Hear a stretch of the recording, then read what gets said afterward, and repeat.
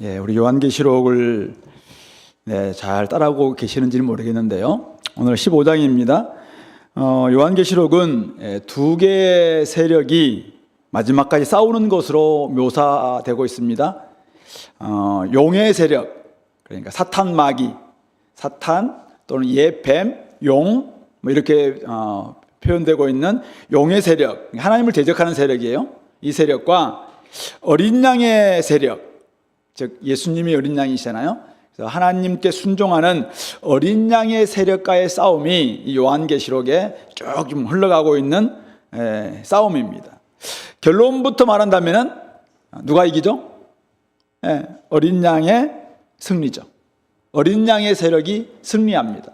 하나님의 편에 선 어린 양의 세력이 승리합니다. 물론 이 땅에서는 패배하죠. 이 땅에서는 순교당하기도 하고, 이 땅에서는 이렇게 박해를 당하기도 하고 그렇게 하는데, 결국 성경에서는 승리한다 이렇게 표현하고 있습니다. 쉽지 않은 싸움입니다. 고단하고 긴 여정이기도 합니다. 그런데 우리가 14장 4절 말씀 잠깐 보실래요? 우리 이제 14만 4천이 부른 노래에서 이 사람들의 이 노래를 부를 수 있는 사람이 누구냐 하면은, 여자와 더불어 더럽히지 아니하고 순결한 자라, 어린 양이 어디로 인도하든지 따라가는 자고, 사람 가운데서 속량함을 받아 처음 익은 열매로 하나님과 어린 양에게 속한 자들이니 그 입에 거짓말이 없고 흠이 없는 자들이더라. 긴 여정, 우리가 이 싸움을 해나가는 여정이 만만치 않고 길고 또는 고단하긴 싸움이긴 하지만은, 바로 여기 나와 있는 것처럼 여자와 더불어 더럽히지 않고 순결함, 그러니까 음행하지 않는다 이 말입니다. 그리고 어린 양이 어디로 인도하든지 그냥 순종하며 따라가는 사람, 그리고 사랑 가운데 속량을 받아 처음 익은 열매로 우리가 하나님과 어린 양에게 속한, 우리 소속이 명확한 거죠. 내 소속은 하나님께 속했다, 나는 어린 양에 속했다, 소속감을 명확하게 하고 그에 걸맞은 입에 거짓말도 하지 않고 흠도 없는 이런 삶을 쭉 살아간다면은, 당연히 그들의 입에서는 이제는 승리의 찬가가 나올 수 있다라는 것을 보여주고 있습니다. 이것이 오늘 15장에서 이제 2절부터 4절에 나와 있는 승리한 사람들의 노래가입니다. 근데 어떤 배경에서 이렇게 승리한 사람들의 노래가 나오냐면은 1절, 15장 1절 보십시오. 크고 하늘에 크고 이상한 다른 이적을 보는데, 7 천사가 7 재앙을 가졌습니다. 그래서 이제 마지막 재앙인데, 7 대접 재앙인데 마지막 재앙이에요. 이 이제 재앙이 끝나면은 하나님의 진노는 이제 없습니다. 그래서 이제 다 이제 마지막 심판의 재앙이 있고, 5절부터 8절도 하늘의 증거 장막이 열리는데, 거기에서 이제 7 재앙을 가지고 있는 7 천사가 나왔을 때, 네 생물 중 하나가 하나님의 진노를 가득 담은 이 7 금대접을 7 천사에게 주니까, 이 7 재앙이 마치기까지 성전에 들어갈 자가 없는, 그래서 16장에 가면은 이 7 대접 재앙이 이제 막 이 땅에 확 쏟아짐으로 땅, 바다, 강, 해, 그다음에 짐승의 왕좌, 유브라데강, 그리고 진짜 공중에 권세 잡은 자가 있는 바로 이 공중에 이 7 재앙이, 대접 재앙이 쏟아짐으로 말미암아 이 땅에서 이제 하나님께 반역했던 사람들이 다 막 죽임당하는 이런 일들이 벌어지는, 바로 이런 일들이 벌어지는데, 그 가운데서 오늘 2절부터 4절까지 승리한 사람들이 노래를 부른다는 것입니다. 결국은 오늘 요한은 하늘의 크고 이상한 이 이적 가운데서 무엇보다도 이렇게 하나님의 마지막 재앙이 준비되고 있는 이런 가운데서 지금 하나님 편에 서서 어린 양에게 속해서 어린 양이 인도하시는 대로 따라갔던 사람들, 바로 승리한 사람들이 부르는 노래를 오늘 듣고 있는 것입니다. 근데 이들이 어떤 노래를 부르는지, 또 어떤 사람들인지 2절, 3절 이렇게 이야기하고 있습니다. 또 내가 보니 불이 섞인 유리바다 같은 것이 있고, 바다가 있는데, 바다가 수정과 같은 유리바다예요. 유리로 된 바다, 아주 맑은 바다죠. 근데 그 바다는 불이 섞여 있어요. 불 하면은 이제 심판 생각나겠죠. 불이 섞여 있는 유리바다 같은 것이 있습니다. 근데 그 바다 옆에 수많은 사람들이 딱 서서 지금 노래를 부르는데 누구냐면은 짐승은 우리 13장에서 봤던 바다에서 나온 짐승 기억납니까? 로마 제국 같은 이렇게 엄청난 권세를 가지고 있는 바로 이 짐승을 가리키죠. 그리고 그의 우상, 짐승의 이제 우상을 형상을 만들어 놓고 막 절하라고 했던 바로 짐승. 그리고 그 이름의 수는 뭐예요? 666이죠.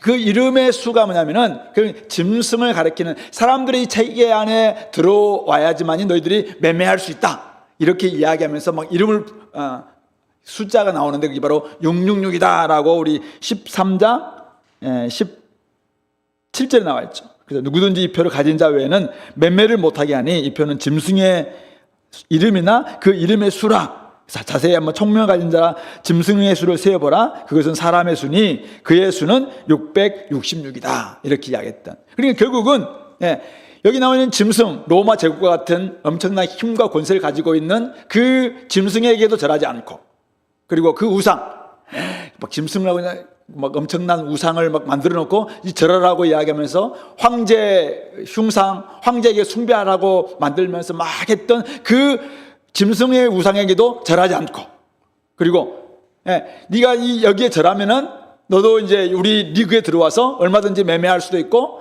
기득권을 유지할 수 있다라고 하면서 나름대로 그 가치 체계 안에 들어올 수 있도록 표를 줬던 거 있어요. 그게 바로 666인데 그 이름의 수, 거기에서 그들이 가입하지 않음으로 말미암아 그것도 이겨낸 사람들, 그런 사람들이 오늘 15장 2절에 그런 사람들이 유리 바닷가에 서서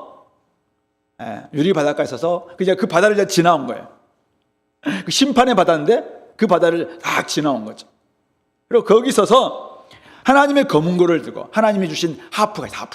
하프를 가지고 하나님이 주신 악기를 그들이 다 가지고 노래를 부르는데 누구 노래냐면은 하나님의 종 모세의 노래, 그리고 어린 양의 노래를 부르고 있는 것입니다.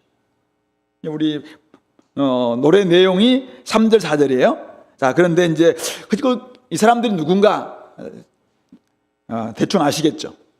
결국 짐승, 그리고 짐승의 우상, 그리고 짐승이 부여했던 그 숫자, 그러니까 이 땅에서 잘 먹고 잘 살기 위해서는 우리 나름대로 표를 받아야 된다라고 했던 그 가치 체계, 그들 속에 들어올 수 있는 나름대로의 멤버십, 이거 받지 않고 그냥 여전히 주님의 길을 따라갔던 사람들, 여전히 순교하지만은 순교를 불사하고 여전히 예수님의 소속임을 깨닫고 그 길로 걸어갔던 사람들, 그리고 끝까지 자기는 의를 지키면서 주님과 함께 동행했던 그런 사람들, 이런 사람들이 지금 유리바닷가에 서서 딱 심판의 그 바다입니다.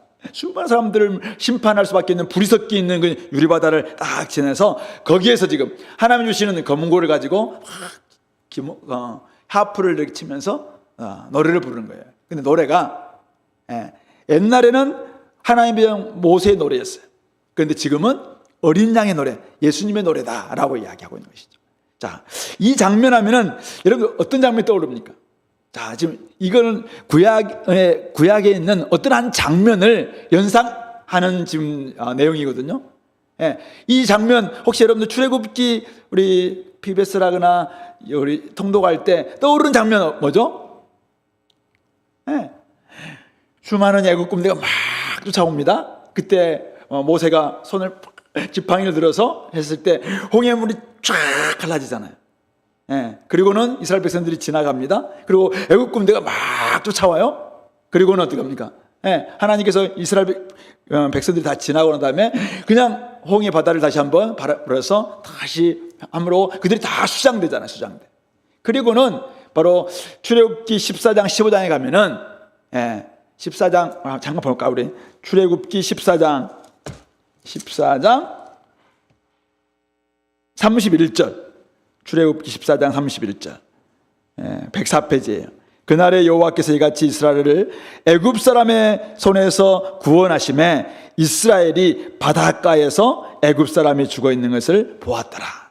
그리고 15장에 가면은 모세와 이스라엘 자손이 이 노래로 여호와께 노래하였으니 하면서 내가 여호와를 찬송하리니 그는 높고 영화로우시며 말과 그 단자를 바다에 던지셨음이로다. 여호와는 나의 힘이요 나의 노래시며 나의 구원이시다. 쭉 이야기하면서 18절까지 이야기를 합니다. 그리고 21절에 보면은 미리암도 20절부터 보면 아론의 누이 선지자 미리암이 손에 소고를 잡음에 모든 여인도 그를 따라 나오며 소고를 잡고 춤추니 미리암이 그들에게 화답하여 이르되 너희는 여호와를 찬송하라. 그는 높고 영화로우시며 말과 그 탄자를 바다에 던지셨음이로다.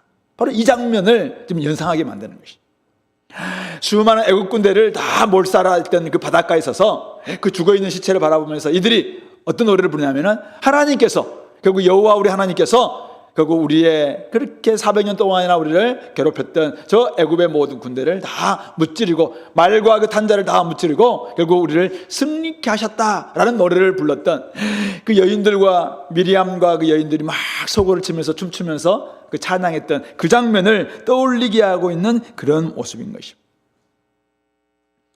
바로 이 오늘 지금 요한이 보고 있는 이 무리들은 2절에 나와 있는 것처럼 짐승과 그 우상과 그의 이름의 수를 이기고 벗어난 사람들입니다. 불이 섞인 유리바다에서 어쩌면 이들도 심판받을 수밖에 없는 죄인들이었어요. 그러나 전능하신 하나님께서 어린 양을 통해서 자신들을 구원해 주셨음을 그들은 찬양하면서 감사하면서 지금 하나님을 찬양하고 있는 것입니다. 그들은 지금 어린 양의, 이전에는 과거에는 하나님의 종 모세의 노래였어요. 그러나 이제는 그 과거 구약에서 모세에게 함께 하셨던 하나님께서 이제는 신약에서 어린 양 우리 주 예수 그리스도와 함께 하심으로 말미암아 우리를 그 심판의 바다에서 구원하셔서 우리를 온전히 하나님의 백성 삼아주시고 하나님 앞에 마음껏 나와서 이제는 찬양하고 경배할 수 있게 하신 바로 그 구원의 은총을 좀 노래하고 있는 것입니다. 그 노래 내용이 3절에 나와 있어요. 3절과 4절에 나와 있습니다. 주 하나님 곧 전능하신 이시여 하시는 일이 크고 놀라우시도다. 만국의 왕이시여 주의 길이 의롭고 참되시도다. 주여 누가 주의 이름을 두려워하지 아니하며 영화롭게 하지 아니하오리까. 오직 주만 거룩하시니이다. 주의 의로우신 일이 나타났음에 만국이 와서 주께 경배하리이다. 지금 뭐 곡조가 없이 지금 제가 이렇게 읽었는데 이게 지금 노래가 하프를 치면서 불렀던 이 하나님의 검은고를 가지고 불렀던 그 노래. 주제가 뭡니까? 주 하나님 전능하신 하나님께서 하신 일이 너무나 크고 놀랍다는 것입니다. 그리고 그분께서 하신 일은 오늘 주님께서 하신 그 일은 주의 길은 의롭고도 이거는 공의롭고 참된 진리라고 이렇게 이야기하고 있는 것이죠. 그러면서 주님 누가 주의 이름을 두려워하지 않고 이렇게 크신 이렇게 일하신 하나님을 두려워하지 않고 누가 하나님께 영화롭게 하지 아니할 수 있겠습니까? 이 하나님 하신 일은 너무나 공의롭고 너무나 의롭고 너무나 참되기 때문에 바로 이 모든 백성들은 하나님만을 두려워할 수밖에 없고 하나님께 영광 올려드릴 수밖에 없다라고 이야기하고 있죠. 왜냐하면 그분만이 오직 주님만이 거룩하신 분이기 때문이라고 이야기하고 있습니다. 그러면서 주님께서 의로우신 일이 나타났기 때문에 이제는 죄인들은 다 멸하고 하나님을 대적하고 하나님을 믿는다는 이유 때문에 이스라엘 하나님의 백성들을 막 괴롭히고 또 핍박하고 박해하게 만들었던 그런 사람들을 하나님께서 심판하시는 그 일이 너무나도 의로운 일이시기 때문에 오늘 이들은 만국에게 이야기합니다. 모든 민족, 모든 만국에게 뭐라고 합니까? 만국이 와서 주님께 경배하리이다. 이렇게 찬양합니다. 그러니까 만국도 우리처럼 다 주님만 경배해야 됩니다라고 이야기하고 있는 것입니다. 결국 오늘 이들이 부르는 찬양의 특징을 보면은 지금 뭐 우리가 정말 대단한 사람입니다. 우리가 사랑받기에 충분한 사람입니다. 이런 내용은 하나도 없습니다. 오직 하나님께서 하신 일이 놀랍고 크십니다. 주님의 길은 의롭고 참되십니다. 주님의 이름은 모든 사람들이 두려워해야 되며 모든 사람들이 영광 올려야 될 이름입니다. 주님의 의로우신 일이 나타날 때 모든 나라들은 오직 주님만을 경배해야 됩니다. 찬양의 주제가 뭐예요? 전부 다 주님, 주님의 하신 일, 주님의 이름, 주님의 성품, 주님의 행하신 일, 의로우심, 이런 모든 것들을 막 다 찬양하고 있는 것입니다. 그런 점에서 볼 때 오늘 우리의 찬양, 우리의 구원받은 사람들의 찬양의 주제는 하나님입니다. 주님께서 우리에게 행하셨던 일이죠. 주님 되심. 바로 이분은 누굽니까? 주 하나님 곧 전능하신 분이십니다. 그리고 3절에서는 만국의 왕이십니다. 뿐만 아니라 그분은 주님 그 자체시죠. 거룩하신 주님이십니다. 그러므로 그분만을 온전히 찬양하고 그분의 이름, 그분의 성품, 그분의 행하신 일, 그것을 마음껏 찬양할 수 있는 사람들이 바로 오늘 승리하신, 짐승에게 절하지도 않고 짐승의 우상에게 절하지도 않고 짐승이 부여했던 그 가치책이라고 할 수 있는 그 육린육에도 속지 않으면서 결국 그 신앙을 지켜냈던 사람들이 부를 수 있는 주제가 뭐냐면은 하나님은 위대하십니다. 하나님은 의로우십니다. 하나님의 말로 오늘 우리의 진짜 왕이십니다. 이렇게 고백하고 있는 것입니다. 우리 찬양이, 우리 함께 구원받은 사람들이 함께 모여서 부르는 찬양이 하나님의 구원을 받은 사람들이 부르는 예배가, 주제가 우리가 대단합니다, 우리는 참 대단한 존재입니다, 이게 아니라 하나님은 왕이십니다.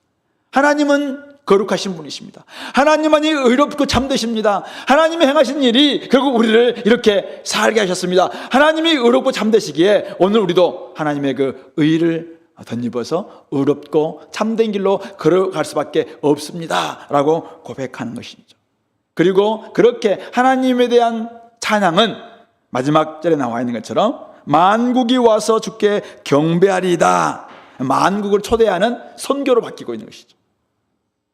그런 점에서 오늘 승리하는 사람들, 승리하는 교회의 예배는 선교적인 예배로 전환되어야 된다라고 우리가 볼 수 있습니다. 그러니까 결국 우리가 하나님이 우리 가운데서 왕이시고 하나님이 전능하신 분이시고 하나님이 행하신 일이 의롭고 참되시고 하나님이 우리 가운데서 이루신 일이 너무나 놀라웠다면은 그 놀라운 일은 이제는 모든 민족, 모든 백성들도 다 함께 거기에 참여함으로 말미암아 오직 주님께 영광을 올려드려야 된다라는 것으로 귀결될 수밖에 없다는 것입니다. 왜냐하면 그분은 만국의 왕이시고 오직 주님만 거룩하신 분이기 때문에 만국도 와서 주님께 경배해야 한다는 것입니다. 그런 점에서 오늘 우리가 예배가 성공한 사람들, 예배가 회복된 사람들은 진짜 예배를 통해서 하나님이 진짜 대단하신 분입니다. 하나님이 나를 구원하셨습니다. 하나님만이 왕이십니다. 하나님만이 거룩하십니다. 하나님만이 경배받으셔야 할 분입니다. 하나님만이 우리의 두려움의 대상, 경외의 대상입니다 라는 것을 진짜 고백한 사람들은 모든 사람들 바라볼 때 저들에게 하나님이 없잖아요. 저들은 지금 헛된 것을 섬기고 있잖아요. 그러니까 어때요? 당연히 선교적인 예배로 저들도 주께로 돌아와서 주님께 경배해야 됩니다 라는 선교하는 예배로 바뀔 수밖에 없다는 것이죠. 진짜 예배가 회복된 사람들은 예배가 우리는 구원받아 너무나 좋습니다, 감사 찬양합니다. 근데 거기서 생각해 보니까 저들은 거룩하신, 오직 거룩하신 주님 한 분밖에 없는 주님을 모르고 있잖아요. 그러니까 어떻게 해요? 저들에게는 어떻게 될 거냐? 그러니까 당연히 선교로 전환될 수밖에 없다는 것입니다. 그런 점에서 오늘 우리 예배가 성공하면은 구원받은 사람들은 예배, 찬양, 경배로 나와야 됩니다. 그리고 진짜 예배, 찬양, 경배가 회복된 사람들은 당연히 마음속에서부터 근데 저 사람들은 어떡하지? 이런 모습으로 선교로 전환돼야 된다. 그런 점에서 우리 이들의 찬양 예배, 우리의 찬양 예배와 어떻게 다른가 생각해 보면서 내가 지금 어떤 부분 쪽에서 더 회복돼야 될 것인가. 나는 정말 예배를 통해서 하나님을 더욱더 높여드리고 있는가. 하나님 되심, 하나님의 거룩하심, 하나님의 존귀하심, 하나님의 크고 놀라우심, 하나님의 의롭고 참되심, 이런 부분들을 내가 찬양하고 있는가. 아니면 예배를 통해서 끊임없이 나의 나됨만을 막 더욱더 이렇게 막 높이려고 혹시 그런 모습이 없는지. 하나님의 하나님께 제대로 된 경배와 찬양이 회복될 때 정말 우리의 자아상도, 우리의 삶도 온전히 회복될 수 있어요. 근데 만약 예배를 통해서 하나님이 회복되지 않는다면은 사실은 우리는 계속 자기에 집중할 수밖에 없을 것이고, 그렇게 되면은 그 안에 사실은 온전한 모습들이 더 발견될 수 없겠죠. 그런 점에서 예배 회복을 통해서 나도 제대로 회복되고, 뿐만 아니라 예배 회복을 통해서 선교로까지 전환되는 그런 은혜가 있게 되기를 간절히 소망합니다. 누가 주님을 예배하고 선교할 수 있는가? 오늘 이 2절 말씀 보면은 결국 어린 양을 통해 불이 섞인 유리 바다를 걷는 사람입니다. 바로 그들은 하나님께서 하신 일을 찬양하며 주님의 길, 주님의 성품, 주님의 의로우신 행하신 그 일을 경배하는 사람이 됩니다. 어린 양을 통해서 거듭난 사람, 즉 세례라는 것은 뭡니까? 어린 양의 죽음, 예수 그리스도의 죽음과 예수님의 부활에 내가 동참하는 것입니다. 예수님의 죽음을 통해서 나의 죽음을 보는 것입니다. 예수님의 부활을 통해서 나의 살아남을 보는 것입니다. 그런 사람들이 지금 여기 나와 있는 것처럼 주님을 찬양하고 경배합니다. 이런 사람들은 주님께서 행하신 일이 의롭고 참되기 때문에 더 이상 나의 죄, 나의 헛됨, 나의 속에 온전히 옛날 옛성품에 문드러져 있는 거기에 집중하지 않습니다. 왜? 주님께서 하신 일이 너무나 놀랍다는 것을 알기 때문에, 너무나 의롭다는 걸 알기 때문에 나에게 행하신 일도 의롭고 참됩니다. 그러니까 어떻게 해요? 바로 나의 죄 문제에서, 나의 죄책감에서, 나의 자격지심에서, 나의 옛날의 옛사람, 옛성품의 삶에서 계속 너무 빠져있지 않게 됩니다. 옛사람은 당연히 딱 청산될 수밖에 없습니다. 옛생활은 청산될 수밖에 없습니다. 주님께서 행하신 일이 의롭고 참되기 때문에 결국 나에게 행하신 일이 의롭고 참된 거예요. 그러니까 그리스도 예수 안에 있는 사람들은 결코 정죄함이 없다라는 것은 바로 왜 그러냐? 내가 사랑받기 위해서 태어났기 때문에 그런 것이 아니라 사실은 주님께서 나에게 행하신 일이 의롭고 참되기 때문에 그렇습니다. 주님께서 행하신 일이 너무나도 의롭고 너무나 참되기 때문에 그 너무 놀라운 일이에요. 그게 주님께서 하나님 앞에서 행하신 일은 너무 놀라운 일이에요. 너무 참된 일이에요. 너무나 의로운 일이에요. 그러니까 그 일이 내가 그 일에 딱 동참했다면, 그래서 유리바다를 건넜어요. 원래 유리바다를 건널 때 불이 섞여 있기 때문에 죄 문제를 가지고 있는 사람이라면 죽을 수밖에 없는데 우리는 건넌 사람들이잖아요. 그러니까 거기에서 우리가 하나님께서 행하신 일이 너무나 놀랍다라고 찬양할 수밖에 없다는 것입니다. 불의와 거짓으로 자신과 다른 사람들을 속였던 사람, 그거 다 버리고 이제는 의롭고 참된 주님의 길을 따라가면서 주님의 성품과 주님의 이름을 마음껏 높이는 사람으로 바뀌는 것입니다. 그런 점에서 오늘 자신과 자신의 삶에 주의 의로우심, 주의 참되심이 나타났다라고 진짜 여러분들이 믿는다면은 더 이상 자신의 죄 문제에 빠져있지 마시고, 이미 주님 안에서 해결됐어요.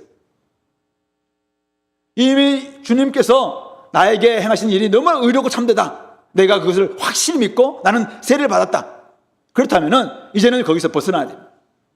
그래서 또다시 죄 문제에 빠졌어. 옛날에 그 문제 빠져가서 들어서 아직도 헤어나지 못하고, 그렇게 그것보다는 이제는 그건 딱 끝났어요. 이제 그건 딱 끝났고 이제는 주님을 찬양하는 거죠. 어떻게? 마음껏 주님의 말로 주님을 찬양하는 거예요. 주님이 대단하십니다. 주님의 이름을 높입니다. 주님의 행하신 일을 막 높이는 거예요. 그리고 뿐만 아니라 찬양한다는 것은 입으로 우리가 찬양할 뿐만 아니라 이제 찬양했으면은 나와서 그대로 살아가는 거잖아요. 그래서 우리는 거짓과 불법의 삶을 버리는 것이죠. 죄를 버리는 것입니다. 의롭고 참되신 주님의 이름을 높였기 때문에 높이는 삶으로 나와야 되는 것입니다. 바로 이것이 바로 불이 섞인 유리바다를 건넌 사람들의 모습입니다. 무슨 말이냐면은 옛날 우리는 죄인이었어요. 그래서 우리는 죄인의 삶을 살았고, 그래서 그것 때문에 끊임없이 죄책감 가운데 살았고, 내가 이렇게 살면은 지옥 가겠구나 깨닫게 살았어요. 근데 주님께서 나에게 행하신 일이 의롭고 참됨으로 말미암아 우리를 주님께 내가 딱 붙어 있으니까 그 유리바다를, 불이 섞인 유리바다를 걷는 것이죠. 나의 힘 때문에 온 게 아니라 주님께서 행하신 일로 말미암아 내가 걷는 거예요. 근데 거기 와서 다시 한번 나는 옛날에 어떤 사람이 했다, 이건 묵상하기보다는 나에게 행하신 일이 너무나 놀랍고 의롭기 때문에 이제는 주님께서 뭘 원하시는가 했죠. 그래서 우리가 주님을 찬양했어요. 찬양했다면 찬양에 걸맞은 삶을 살아내야 된다는 것입니다.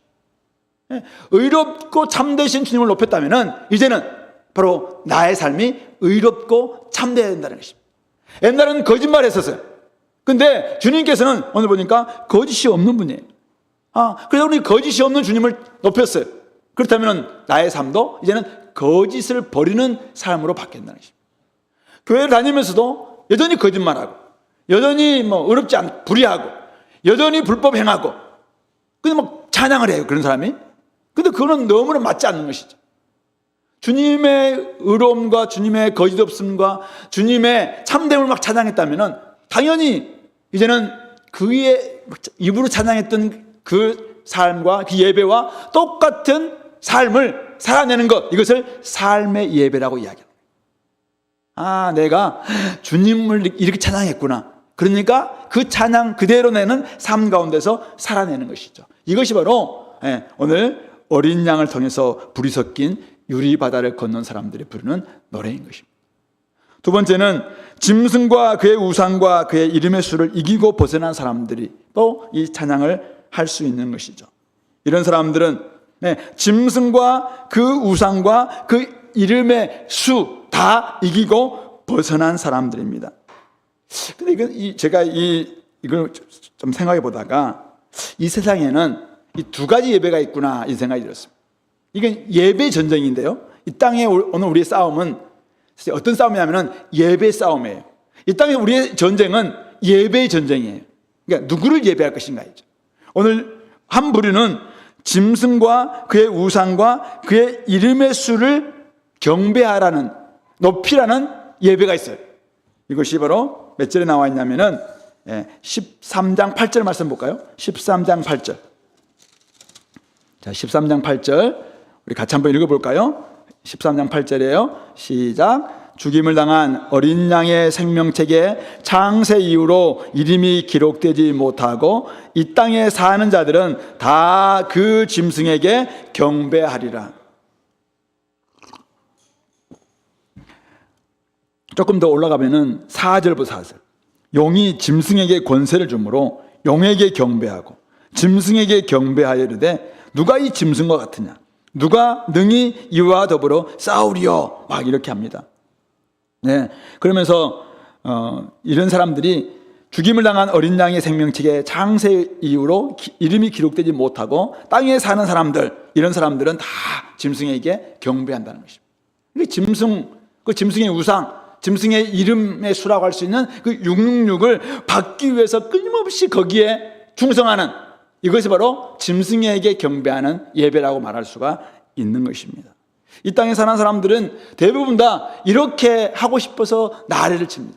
근데 오늘 우리의 예배는 무슨 예배예요? 짐승과 그 우상을 이기고 하나님을 경배하는 예배인 것이죠. 13장 15절에 나와 있는데요. 그가 권세를 받아 그 짐승의 우상에게 생기를 주어 그 짐승의 우상에게 말하게 하고 또 짐승의 우상에게 경배하지 아니하는 자는 몇이든지 다 죽이게 하더라. 끊임없이 짐승에게 경배하게 하고 막 짐승의 우상에게 경배하게 하고 그러면서 666 막 표를 주면서까지 짐승에게 막 경배하라 이렇게 이야기해. 근데 그것을 거부하는 사람이 있어요. 아니다, 나는 어린 양에게만 나는 경배한다. 나는 하나님만 섬길 거야. 나는 이 땅에서 조금 내가 소수자라 할지라도, 소수로 걸어간다 할지라도 나는 하나님만 섬기려고 난 작정했어. 막 이런 사람들 어떻게 됩니까? 그래서 막 죽인다는 것입니다. 그래서 당시에 로마 시대 때 로마 황제에게 숭배하기를 거절한 사람들이 얼마나 많이 순교당했는지 몰라요. 바로 이런 사람들이죠. 근데 그런 사람들은 결국은 순교당하면서, 우리 기독교는 순교를 당하지만 목숨을 잃지만은 주님 안에서 그것은 자는 것이라고 이야기하고 있잖아요. 이런 사람들은 다 천국에 가서 이제는 하나님을 경배하는 온전한 예배자가 될 수가 있는 것이죠. 이런 사람들은 순교당할 수는 있어요. 하지만 결국 그들은 짐승과 그 우상과 그의 이름의 수를 이기고 벗어나서 마음껏 하나님을 찬양하고 경배하는 그런 예배를 드리는 사람입니다. 그런 점에서 오늘 우리의 삶 속에는 조금 지금 중학생들도 있고 막 그런데 좀 어려운 이야기이긴 한데 예배 전쟁이에요. 예배 전쟁, 예배 싸움이에요. 내가 지금 누구를 예배할 것인가. 오늘 우리는 이곳에 와서 예배를 하고 있잖아요. 근데 어떤 사람은 이곳에 예배하고 있으면서도 어떤 마음이 드냐면은 지금 제가 여기서 은혜를 많이 받아서 밖에 나가서 높은 권세를 좀 잡고 힘을 막 가져서 내가 좀 미워하는 누군가가 있는데 저 인간을 이기게 도와주십시오. 내가 저 사람을 이길 수 있는 길은 오직 내가 힘을 가져야 되고 권세를 가져야 되고 돈도 더 많이 벌어야 되고 그래서 내가 저 친구 아니면 저 누구 내가 그 사람을 이기는 것에서 내가 밟아주는 그것은 이것밖에 없습니다. 혹시 이렇게 기도하고 있다면 이 사람의 예배는 첫 번째 예배예요. 짐승과 그 우상과 그 이름의 수를 이기는 경배하는 예배. 하나님 앞에 나와서 예배 형식은 취해요.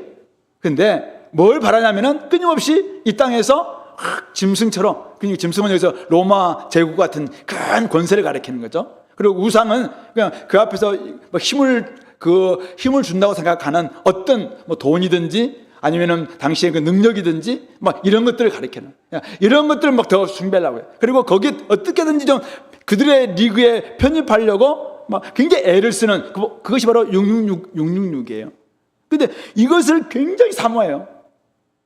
이것만을 위해서 교회에 나오는 거예요. 이걸 하기 위해서 더 장사 잘하고 뭐 하고 해서 더 높아지기 위해서 막 하나님 기도하는 거죠. 이런 예배는 사실 거기에는 하나님이 없어요. 그 예배는 그냥 자신의 성공, 자신의 업적, 자신의 권세를 찬양하고 그것에게 힘을 준다고 생각하는 뭐 그 우상, 그 짐승, 그것을 막 더 높이는 예배이기 때문에 거기에는 하나님이 없어요. 그것은 인간을 추앙하는 예배예요. 그것은 자신을 사랑하는 나르시시즘적인 예배예요. 이거는 하나님을 경배하는 예배. 아까 우리 하나님 이들의 경배의 특징이 뭐라고 했어요? 전부 다 하나님밖에 없었잖아요. 하나님의 이름, 하나님의 성품, 하나님의 업적, 하나님의 사역 막 이런 거 막 높이는 예배였잖아요. 근데 짐승을 섬기는 예배는 하나님 앞에 막 기도하는 것 같은데 결국은 자기를 숭배하는 거죠. 인간의 힘과 권세 막 이런 걸 숭배하는 예배죠. 이게 사실은 예배 전장이라는 것입니다. 여기 나와 있는 이들은 결국은 이 땅 가운데서 남들이 막 로마 황제에게 숭배하라고 할 때 그것을 거부했기 때문에 얼마나 많은 고난이 있는지 몰라요. 때로는 눈물이 있어요. 때로는 수고도 있어요.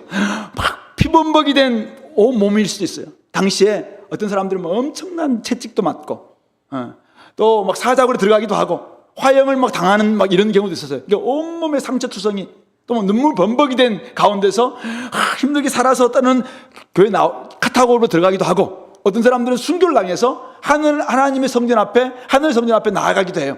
근데 거기는 눈물이 있고 수고가 있고 피범벅도 있고 때로는 땀도 있고 막 애통도 있어요. 막 너무나 막 아픔도 있어요. 근데 거기에는 뭐가 있냐면은 감격이 있어요. 감격. 그러면서 여전히 하나님을 포기하지 않는 거죠. 그러면서 하나님을 내가 더욱더 사랑한다고 고백하기 때문에 거기에는 감동이 있고 감격이 있고 그리고 무엇보다도 하나님의 임재가 있어요. 하나님이 내가 너 안다 이거죠. 내가 너의 예배 받아줄게. 내가 너와 함께 하고 있다. 이렇게 말씀해 주고 있는 것입니다. 이들은 막 울면서 나와요. 울면서 나와. 옛날에 그런 영화 봤나요? 예. 뭐 로마와 그 속에서 막 숨어 있어서 몰래 숨어서 막 물고기 그려가면서 찾아와서 조용히 막 외를 쓰는 거죠. 그러면서 막 그곳에 근데 하나님만이 우리에게는 하나님만이 보좌에 앉으시는 우리 주님만이 최고라고 막 하는 그곳에는 그 속에 진짜 막 평안이 있고 감격이 있고 무엇보다 하나님이 주시는 뭔가 임재가 그곳에 있어요. 진짜 그곳에서는 서로가 기뻐하는 거죠. 그리고 그곳에서 서로의 기뻐함을 통해서 다시 한번 힘을 얻고 나아가는 이런 모습이 있는 것입니다. 그들의 예배는 짐승과 그 우상과 그 이름의 수를 지금 이기고 벗어난 사람들의 예배이기 때문에 비록 눈물과 수고가 있고 아픔이 있고 때로는 뭐 채찍 맞은 자국도 있고 멍자국도 있고 피범벅이 된 모습이 있다 할지라도 거기에는 감격이 있고 감동이 있고 무엇보다도 하나님의 임재가 있고 그래서 하나님이 받아주시는 예배이기 때문에 힘을 얻고 나아갈 수가 있다는 것입니다. 그런 점에서 오늘 우리는 이 예배 전쟁에서 예배의 싸움에서 이기고 있는가 한번 돌아봤으면 좋겠습니다. 누구를 예배하고 있는가? 나는 무엇을 예배하고 있는가? 이 땅에서 잘 먹고 잘 살기 위해서, 더 높아지고 더 힘을 얻고 더 많이 가지기 위해서, 누군가를 누리기 위해서 내가 하나님께 욕심과 정욕을 가지고 기도하면서 예배하고 있다면 그것은 하나님을 예배하는 것이 아니라 자기의 우상, 자기 나름대로 뭔가를 좀 예배하고 있는 거잖아요. 그런 예배는 하나님이 받아주시지 않는 예배. 그런 점에서 오늘 예배 전쟁에서 승리하기 위해서 여러분들이 분별력 가지고 한번 살아갔으면 좋겠다 생각해 봅니다. 하나님 주시는 다양한 악기, 오늘 여기 검은고라고 나와 있는데요, 하나님 우리 주시는 악기이기 때문에 하나님의 검은고라고 이야기하고 있다 생각해요. 나름대로 자기에게 주신 좋은 악기가 있다면 그게 몸이든지 아니면 자기의 은사든지 무엇이 있다면 마음껏 하나님을 찬양하는데 하나님 주신 검은고를 사용함으로 말미암아 어쨌든 하나님을 찬양하고 하나님이 우리에게 행하신 그 일을 높일 수 있는 그런 예배자가 될 수 있길 바랍니다. 그럴 때 그런 예배를 통해서 우리가 이곳에 나오기까지 얼마나 수고했습니까? 이곳에 오기까지 얼마나 사실은 눈물을 흘렸습니까? 이곳에 오기까지 사람들로부터 야 너는 아직도 그걸 믿냐라고, 보이지 않는 하나님 믿냐라고 막 하면서 조롱했던 그 조롱을 이기면서 이곳에 나왔기 때문에 이곳에 온 사람들은 서로 얼굴을 바라보는 것만 해도 너무 기뻐요. 이곳에 함께 와 있는 것만 해도 서로가 막 격려가 되는 거죠. 야 나는 그곳에 내 혼자밖에 없었는데 와보니까 여기서 저기서 온 사람들이 막 있어요. 그러니까 어떻게 해요? 서로를 바라보는데 막 너무 보는 순간 막 눈물이 핑 돌아요. 눈물이 핑. 보는 순간 너무 감격이 드는 거죠. 제가 옛날에 1986년 12월 18일 군대 갔는데요. 그때 딱 군대 갔는데 너무 훈련받다가 성탄절 날 교회를 딱 가는데 딱 들어가는 순간 정말 막 펑펑 울었던 거 기억이 나요. 함께 와 있는 그 사람들이 너무나 좋고 이곳에 함께 하나님 찬양한다는데 제가 막 딱 들어가는 순간 그냥 어디서 터졌는지 모르겠는데 막 펑펑 눈물 쏟아나더라고요. 그래서 막 그때 하나님 앞에 마음껏 막 울면서 감기의 눈물이죠. 감기의 눈물. 찬양했던 기억이 있어요. 그래서 다시 한번 힘을 얻고 또 훈련받으러 가고 막 이랬던 기억이 있습니다. 오늘 우리의 삶이 예배는 좀 전쟁이에요. 이 땅에서는 끊임없이 짐승과 그 우상과 그 이름을 지금 섬기라라고 하는 이렇게 주장하는 자들이 얼마나 주변에 많은지 모르죠. 그런데 그것을 이기고 벗어나서 승리한 사람들은 이제 하나님만을 찬양하면서 노래할 수가 있습니다. 그런 점에서 저와 여러분들이 이런 노래를 부를 수 있는, 이런 예배를 드릴 수 있는 우리 공동체가 될 수 있길 바라고, 함께 모여서 격려함으로 말미암아 다시 한번 힘을 얻고 나아가서 다시 짐승과 그 우상과 그 이름의 수를 이기고 벗어나는 삶의 예배까지 될 수 있도록 서로에게 좀 격려하는 우리 공동체가 될 수 있으면 좋겠습니다. 혹시 예배 드리기 위해서 예배 나오기까지 한번 물어보세요. 참 힘들었다 하는 사람들, 이런 사람들에게 여러분들이 나올 때 참 서로에게 격려를 해주고, 야, 내가 너를 응원할게, 내가 함께 있어, 이렇게 함으로 이 예배가 굉장히 감격적인, 감동적인 예배가 될 수 있도록. 물론 모태신앙으로 자라서 그냥 딱 태어나 보니까 교회이고, 딱 태어나 보니까 아버지가 목사고, 태어나 보니까 아버지가 장로님이고, 아무런 걱정도 없이 그냥 지나온 사람들, 그 예배 감동이 없을 수도 있어요. 그러나 참 모진 핍박과 어려움 가운데서 이걸 다 이기고 신앙생활하는 사람들에게는 이 예배 자체가 진짜 이게 감격이거든요. 감동. 그러면서 예배 딱 나오는 순간 하나님이 나를 이게 봐준다 생각하니까, 이곳에 하나님의 임재가 있다 생각하니까 너무나 좀 기쁨이 될 수 있는 거예요. 그런 예배가 우리 가운데 회복되어서 여러분들이 여기서 회복된 그 예배가 여러분 삶에 나아가서도 정말 여러분들의 삶을 회복하는 예배가 될 수 있게 되기를 간절히 바랍니다. 뒷부분에 우리 15장 5절부터 8절에서는 하나님의 진노를 가득 담은 이제 7대접이 나오는데요. 이 7대접 재앙은 16장에 가면은 본격적으로 쏟아집니다. 근데 오늘 5절 보시면은 하늘의 증거장막이 성전이 열리죠. 그래서 7 재앙을 가진 7 천사가 성전으로부터 나오는데 맑고 빛난 세마포 옷을 입고 가슴에 금띠를 띠고 또 예수님과 같은 이 모습으로 하나님을 좀 대행한다는 이런 뜻입니다. 네 생물 중에 하나가 영원토록 살아계신 하나님의 진노. 이들이 지금 대접을 가지고 있는데 그 대접에는 하나님의 진노가 가득 담겨 있어요. 근데 이것을 딱 주니까 어떤 일이 벌어지냐면은 하나님의 영광과 능력으로 말미암아 성전에 연기가 가득해요. 연기는 하나님의 임재를 상징합니다. 네, 하나님의 영광과 능력으로부터 나온 연기가 가득해요. 자, 이렇게 되니까 일곱 천사가 일곱 재앙을 마치기까지는 아무도 성전에 들어갈 수가 없어요. 네, 지금 이 일이 너무나도 중차대한 일입니다. 그래서 마지막 하나님의 일곱 재앙을 지금 하나님 진노가 담겨 있는 일곱 재앙을 지금 땅에다가 확 쏟을 준비를 하고 있는 것이죠. 이게 지금 5절부터 8절의 내용입니다. 자, 5절부터 8절의 내용. 아직은 일곱 재앙이 하나님의 일곱 재앙, 마지막 재앙이 지금 쏟아지기 직전이죠.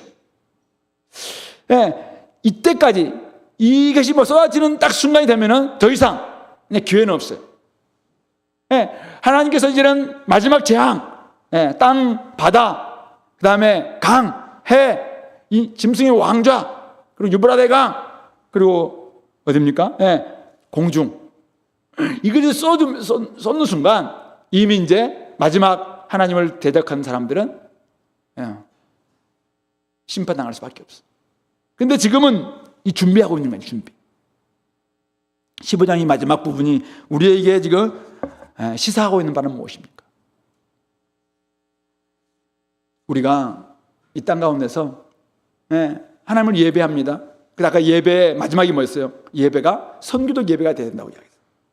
근데 예배하면서 우리는 뭘 생각하냐면은 지금 유리바다, 불이 섞인 유리바다를 건넜어요. 근데 어떤 사람들 불이 섞인 유리바다를 건너야지 사실 하나님을 찬양하는, 승리하는 사람이 될 수 있는데 이거를 여전히 건너지 못하는 자기 죄의 문제에 빠져서 아직도 짐승과 그 우상과 그 이름의 수를 이 땅에서 잘 먹고 잘 살기 위해서 끊임없이 그것을 경배하려고 하는 수많은 사람들, 그들에게는 결국 하나님의 이 마지막 재앙이 진짜 그들이 마지막 재앙이 되어서 영원한 지옥 갈 수밖에 없는 이런 상황이 펼쳐지게 된다는 것이죠. 근데 지금 아직은 쏟아지지 않기 때문에 지금 오늘 우리가 살고 있는 이 시대는 아직은 그래도 기회가 있다는 거예요. 아직은 기회가 있다. 준비는 되고 있어 지금. 준비가 되고 있습니다, 주님께서. 근데 나중에 쏟아지는 순간 그게 언제인지는 몰라요. 성경이 그것이 언제다 나와 있지는 않습니다. 근데 지금은 어느 시대입니까? 지금은 지금 준비되고 있는 시대다. 근데 이때 우리가 해야 될 일이다. 이때 하나님을 만난 사람들, 예수님을 우리가 온전히 경험한 사람들, 우리가 구원받은 우리가 해야 될 일이 무엇인가? 어린 양에 속한 주의 백성들이 선교적인 예배를 통해서 진짜 하나님을 찬양하고 경배했다면 이제 선교로 나아가는 거죠.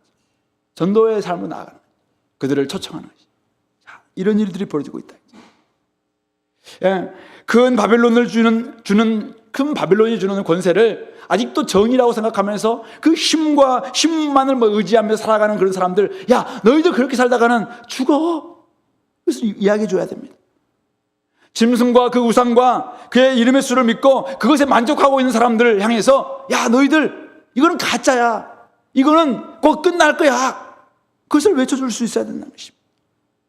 거룩하신 하나님 앞에서 살아가면서도 여전히 성별하지도 않고 구별되지도 않는 이 구별과 거룩과는 담을 쌓고 가는 사람들에게 네가 믿는다는 믿음이 그건 가짜야. 그것은 하나님 원치도 않은 거야. 하나님이 우리에게 원하시는 것은 거룩함이지. 어떻게 그렇게 네가 살면서 네가 믿는다라고 말할 수가 있니? 라고 말하면서, 야, 그렇게 살면 안 돼! 라고 말하면서 다시 하나님 앞에서 회개할 수 있도록 만들어주는 것이죠. 당신도 그렇게 살면은 하나님의 영원한 진노 직면할 수밖에 없고, 하나님의 성전에 결코 들어갈 수가 없고, 불이 섞인 유리바다를 결코 건너갈 수가 없다라고 말해줄 수 있는, 지금은 어쩌면은 이 마지막 기회라는, 마지막 기회.